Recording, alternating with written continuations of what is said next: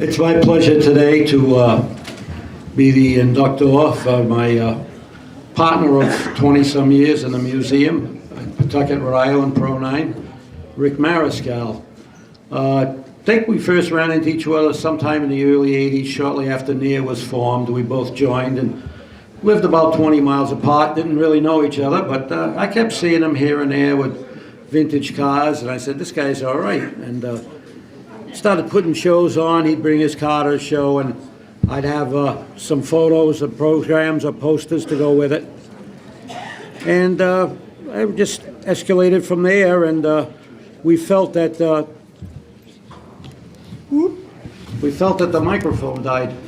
We felt that there was a need for some kind of museum, something to preserve the tradition of the pioneers of our sport. And New England is fortunate right now. After a couple of decades, we have three great big museums.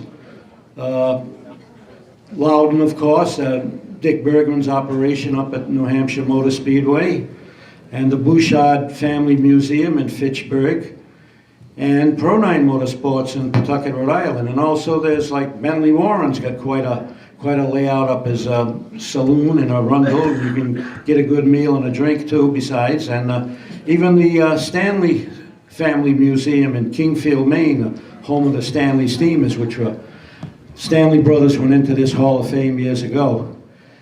And that's what I'm going to let Rick expound a little more on himself, because we're both kind of quiet guys, so it's his turn to talk a little more. But he took the initiative upon himself to get this done. We could get no help from local government, state government, or most anybody. And one thing I really learned about Rick's character, he's a hell of a guy, because even to this day, throughout this crowd here is his lifelong friends, guys he went to school with, got involved in motorsports, varying degrees, even figure eight racing, where they won a lot of races. Rick won a lot of races, and not races, but autocross events. But it's a sign of the man's character that his friends are still with him, and they help out at the museum whenever they can. If we need anything, they're always ready. So upon saying that, I'm going to invite Rick up here, because my bad hip is killing me, and it's time for him to get on up here. So come on up, Rick. I think this mic needs a little Viagra. So, well, thank you, Bob, and thank you for your service on this Veterans Day weekend. Like Bob said, we became friends later on in both of our racing careers. He started as a young man, getting attached like a lot of the children today. They can get somebody will put them in their car, and the next thing you know, they get bitten by the fever. Well, that fever fell on me when I was 5 years old at the Lonsdale Sports Arena. But first of all, I'd like to congratulate all today's fellow inductees. I am humbled and honored to be part of this prestigious group. My interest in the sport, like I said, started when a visit to Lonsdale Sports Arena at 5 years old. Although I never really became friends with Bob, R.A., till later in life when we both joined NEAR. Like he said, he saw me at the events bringing cars around, and I needed someone that had the memorabilia to go with my display. But I really didn't know who he was until I put the puzzle together. You see, when I was going to school in high school, I wasn't really paying attention to high school. I was carrying around cavalcade of auto racing magazines. These are the original magazines. As you can see, they're in pretty rough shapes. I still have them today. Maybe that's why I am a historian. I didn't throw anything away either. And don't tell me you throw your stuff away too, because I get it all from you. When you're moving or when you're cleaning house, you say, call Pro 9, he'll come and get it. But in these books, there were stories written by Mr. R.A. Sylvia. back when I was in high school, I didn't know him. I didn't even know he was from Rhode Island. Never mind, just 20 minutes up the road. I was just concerned with, I want to race. I want to be a part of this. This is what I want to do. So, anyways, after reading stories that Bob wrote and looking at the pictures, looking at pictures of Bugsy Stevens, right on, buddy, there he is right over there.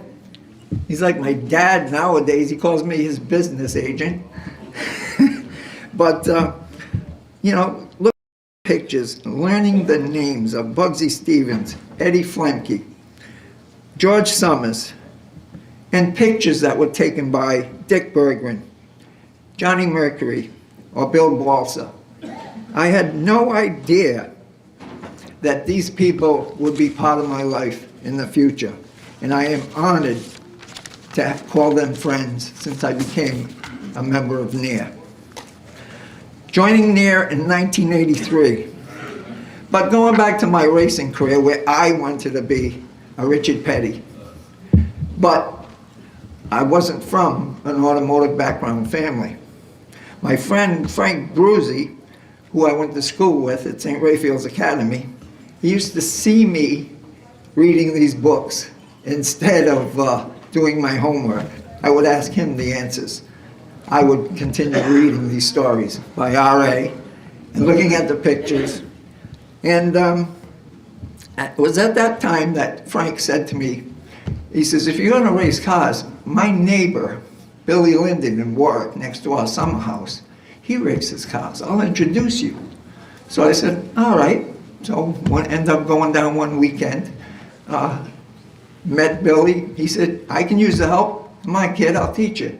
So he showed me the finer points of building stock cars for Seekonk Speedway. Who do you think was the first one to paint me and Billy Linden's car?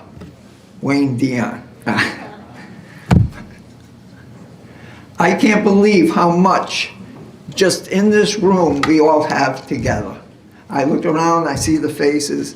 We've all done the same thing. But, I mean, Vinny Inarumo, my cars ran wheel-to-wheel, bump fenders with Vinny, with Billy Linden behind the wheel. It was one year competing that my number was always number 9. For some reason, I've always been surrounded by the number 9.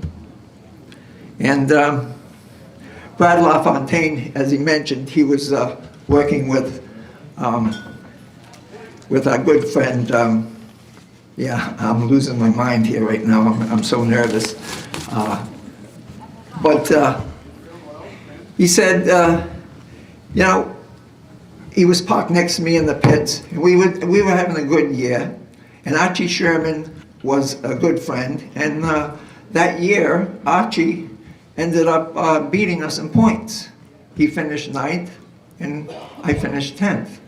And Seekonk Speedway, where's Adrian? Your father come up with this great idea.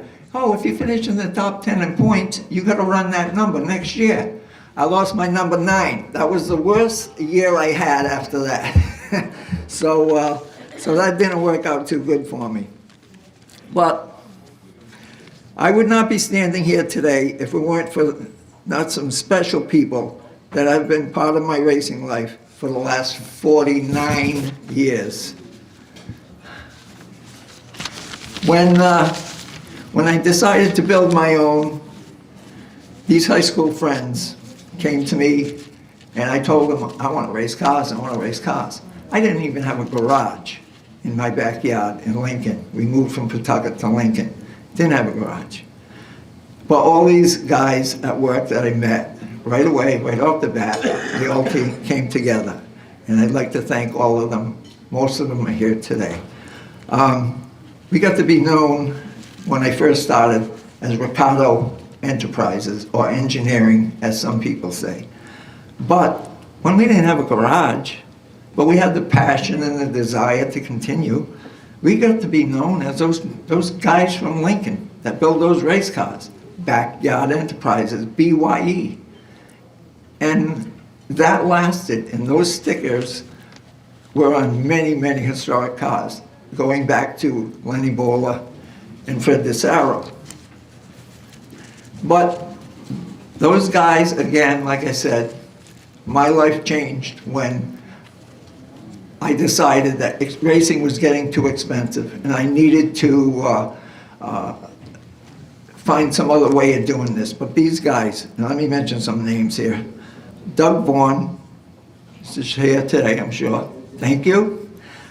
Joby Tucker, Paul Grandowski, Gus Branco, Steve Ribeiro. Thank you for being there today. I love you guys. I could never have done it without you.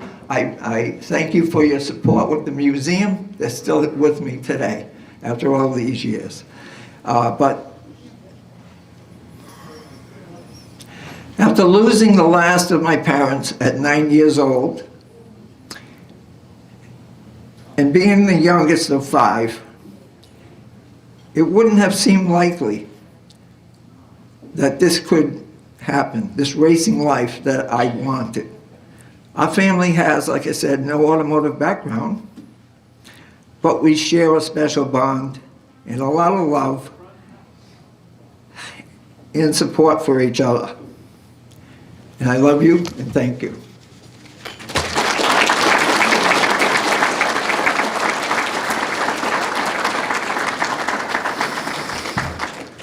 It was Ronnie Pond and Wayne Darling and Mickey Miller who saw the passion in my heart to help preserve the history of the sport. It was after the 1983, the anniversary of the Spring Sizzler, that Ronnie Pond, who owned Old Blue at that time, was asked to bring it out to pace the field. Well, I was on his crew and Wayne Darling working together in the sports car series of IMSA. Well, after we brought Old Blue out to that Spring Sizzler, I was so impressed. And I grew up watching Bugsy, I grew up watching Freddie and cheering them on at all the events. But I was so impressed with the amount of fans that approached that car and us and told me stories, which I already knew, but because reading these books over and over again, but I was so impressed. I said, somebody's got to save this stuff before it ends up getting trashed. And it was Ronnie Pond, Wayne Darling that called me that following year and said, listen, you want to come and get this car and show it with Nair, because Nair was just formed in 1981. So I said, really? That was asking me if I wanted a cup ride. When I got in the Old Blue, my first laps at Waterford Speedball at a Nair historic event, it changed my life. I knew at that time that these things had to be saved, that we needed to reach out and find these cars, these historic cars and this memorabilia so we could carry on the tradition. I had already joined Nair and I knew that this club was going to bring it to the top and I wanted to be a part of it. And we carried on.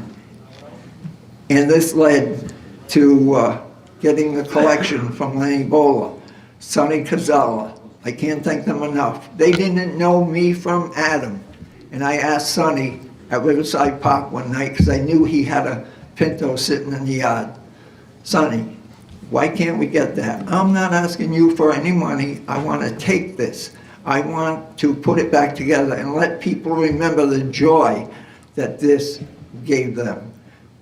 He said, come on down, kid, we'll talk about it. Well, I showed up that week. The garage doors opened. What do you want? Everything came to me. I couldn't believe it.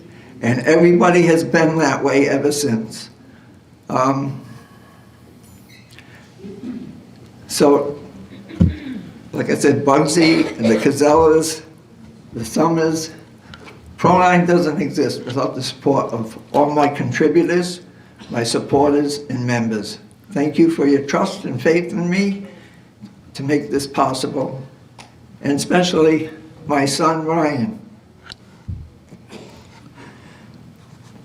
Probably would still be winning behind the wheel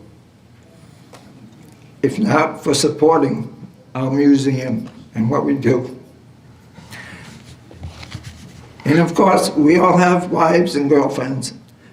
My friend Carol, and partner, in life. Thank you. We have been through so much of hard times together. I love you and thank you for your support.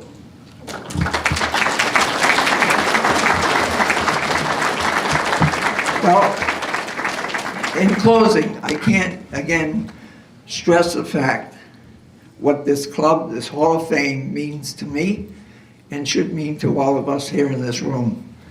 If you know of a neighbor, and I've seen this recently with Ricky Summers at Seekonk Speedway at the Haunted 100. He came up to me and he told me, he said, this is my nephew and this is a neighbor. Remember, we all were taken to the races by a neighbor. We were exposed to it. And hopefully they'll carry it on. And maybe, if they're not going to be a race car driver or a car owner or a builder, maybe they will just be inspired to stand up, join near, help with the Hall of Fame, help with the preservation of the sport. And we have applications available at the T-shirt table. Thank you, God bless you, good night.